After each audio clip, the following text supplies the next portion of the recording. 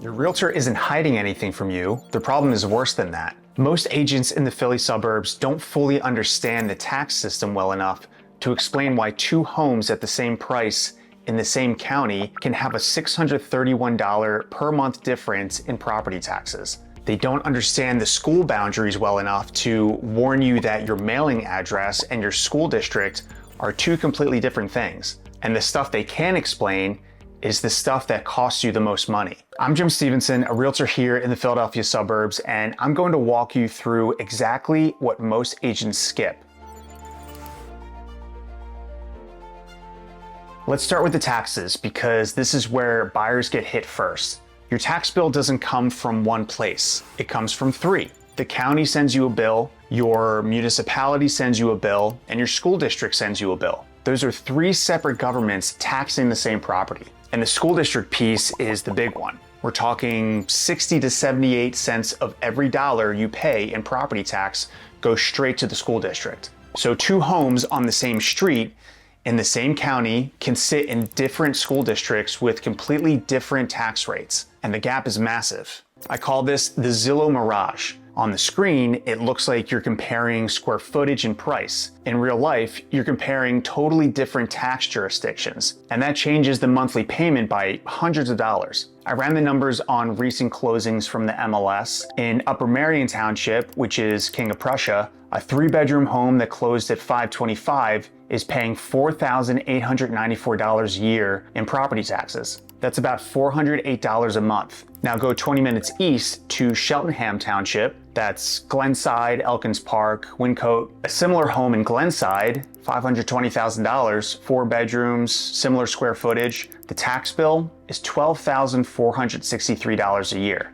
That's $1,039 a month. Let me say that again. $408 a month versus $1,039. Same county, same general price range, $631 a month difference. Over a 30-year mortgage, that gap adds up to roughly $227,000. Why is Upper Merion so much lower? The King of Prussia Mall, that commercial tax base subsidizes homeowners in a way that most residential heavy townships can't match. Cheltenham doesn't have that, so homeowners carry more of the load. And it gets worse in Bucks County. I pulled closings from Central Bucks School District and Morrisville Borough. Central Bucks homes averaging around $540,000 are paying about $5,400 a year in taxes. Morrisville homes selling for less, around $416,000 on average, are paying $7,100. So you're paying more in taxes on a cheaper house, and the school district you're paying more for is the one fewer families are trying to get into. Central Bucks is one of the most sought after districts in the region.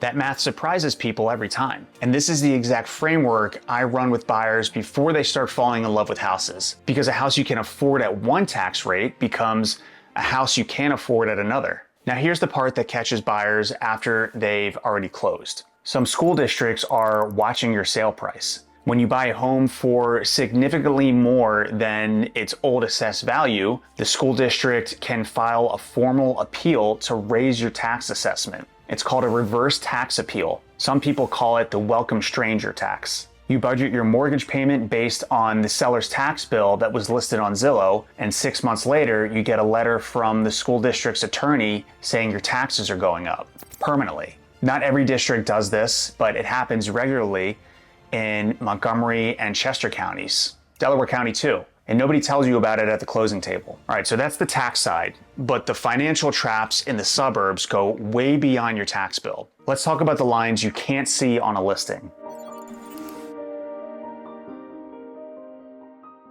Your mailing address doesn't determine your school district. The post office assigns your town name, the township assigns your school. Those are two completely different systems. Now you're probably thinking, okay, but my agent will just tell me which school district I'm in. And that makes sense, but here's what actually happens. Agents pull school info from the MLS or from Zillow, and both of those sources get it wrong regularly. I've seen listings with the wrong school district on them, and by the time the buyer figures it out, they've already made an emotional decision based on a school their kids will never attend. The best example is Wayne. A Wayne, Pennsylvania mailing address in the 19087 zip code can put your kids in one of 3 different school districts across 3 different counties. Radnor Township feeds into Radnor School District in Delaware County. Tredyffrin Township feeds into Tredyffrin Easttown in Chester County. And Upper Merion Township feeds into Upper Merion Schools in Montgomery County. Radnor and Tredyffrin Easttown are consistently ranked in the top 3 in the state. Upper Merion is solid, but the price premium between those district assignments on a Wayne address can be $200,000 or more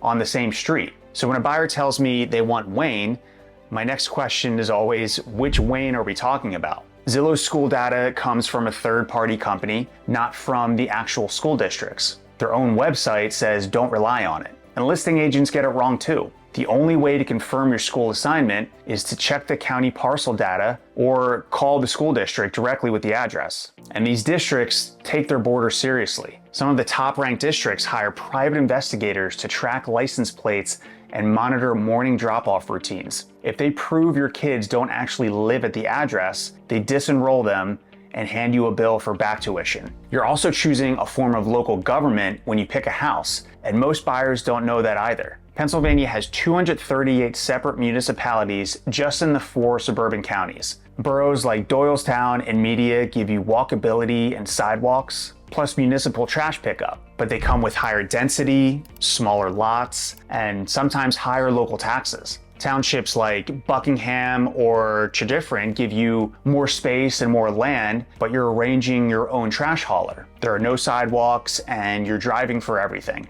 And some townships require a use and occupancy inspection before a property can change hands. That means a municipal inspector comes through the house and can flag everything from missing house numbers to a cracked sewer lateral. The sewer piece is where it gets expensive. Some municipalities now require a camera inspection of your sewer line before closing. If tree roots are blocking the pipe or the line is cracked, someone's paying $5,000 to maybe even $12,000 before that deed transfers. So you've got the tax picture and the boundary picture, but the most expensive surprises in the Philadelphia suburbs are hiding inside the house itself. And figuring out which inspections to order depends entirely on the decade the house was built and the township it sits in. And if you want help matching all of this to your specific situation, book a call using the link in the description. There's no pressure, no obligation. We'll look at the towns on your list. I'll tell you which tax traps and inspection risks apply to each one, and you'll know exactly what you're walking into before you tour a single house. Or if you're still early in research, grab my free Philadelphia Suburbs relocation guide using the QR code on screen.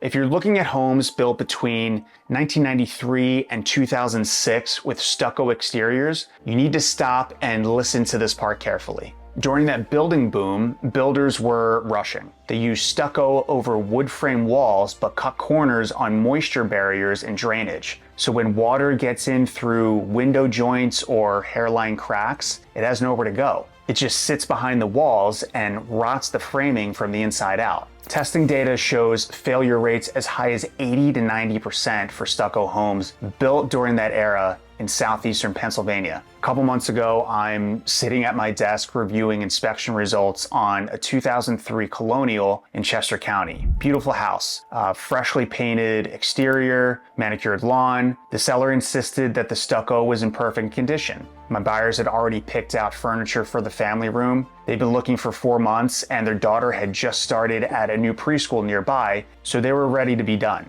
But we ordered the moisture test anyway. The technician drilled probe holes around the windows and doors, and the readings came back high in 8 out of 12 locations. The walls were holding water. Remediation estimate came back at $115,000. But because we had a stucco contingency written into the contract, they walked away with their full deposit. If they had skipped that $500 test to win a bidding war, they would have bought a 6-figure problem wrapped in fresh paint. The rule is simple. If the home was built between 1993 and 2006 and it has stucco, you test it, no exceptions. Now, stucco is the headline risk, but there are 4 inspections your standard home inspector doesn't do that are essential in this market. First, the sewer scope.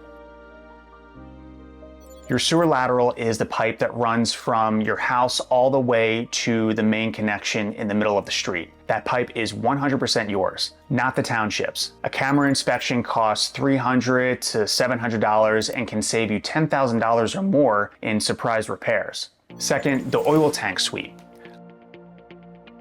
Homes built from the 1930s through the 1970s commonly had underground heating oil tanks. Pulling an abandoned tank out cost $2,000 to $4,000. But if that tank leaked into the soil, the environmental cleanup runs $15,000 to $60,000. A simple metal detection sweep before you buy can tell you if one's down there. Third, radon.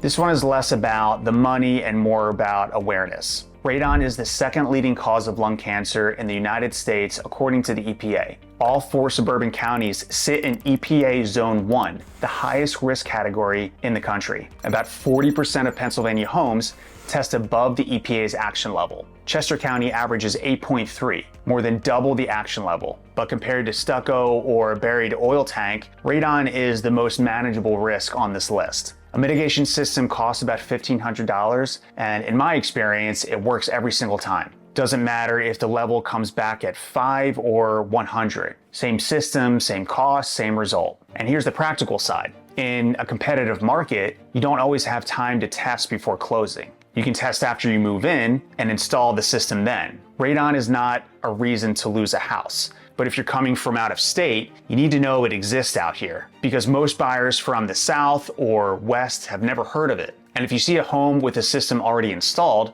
that's a good sign. It means someone dealt with it. And fourth, if you're buying in Upper Bucks or Western Chester County,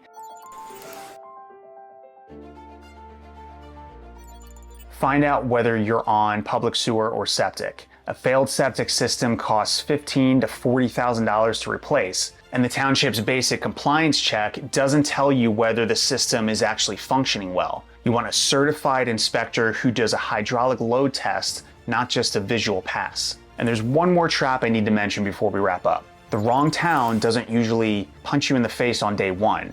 It shows up quietly. It shows up when the commute you thought was 30 minutes turns into an hour every single morning. The Schuylkill Expressway was built for 35,000 cars a day. It now carries over 200,000. There's no plan to widen it. There's no room. A 10-mile drive from Conshohocken to Center City takes 15 minutes at noon and over an hour at 8:15 on a Tuesday morning. And SEPTA Regional Rail had 5 train fires last year. The fleet is 50 years old with no funded replacement. On-time performance sits around 82%. Towns like Doylestown and West Chester are incredible places to live, but Doylestown is 70 to 80 minutes from Center City by train. West Chester has no SEPTA rail at all. If you're working from home or you're hybrid, those towns are winners. If you're commuting to Center City 5 days a week, the math changes fast. Plus, every township out here charges a local earned income tax on top of your state income tax, usually about 1% of your wages. And the state charges a 2% transfer tax on every home sale, typically split between buyer and seller. So on a $600,000 house, that's $6,000 out of your pocket at closing that buyers from, Florida and Texas aren't budgeting for. Most other states too. So here's what this all comes down to. The Philadelphia suburbs are an incredible place to live. Top schools, real value compared to New Jersey and New York, reasonable commutes if you pick the right town, but the rules are hyper-local. The town you pick, the district you're in, the decade your house was built, the township your property line falls in, those details change your monthly cost by hundreds of dollars and your long-term cost by 6 figures. Now you know where the money traps are. But here's what most people don't realize next. If you're coming from New Jersey, the contract rules and the inspection culture were completely different than what you're used to. The closing costs are structured differently too. I walked 16 families through this exact transition last year. Watch this video next because I'll show you the exact mistakes that almost cost them thousands and how we got ahead of every one. Thanks for watching, and I'll see you next time.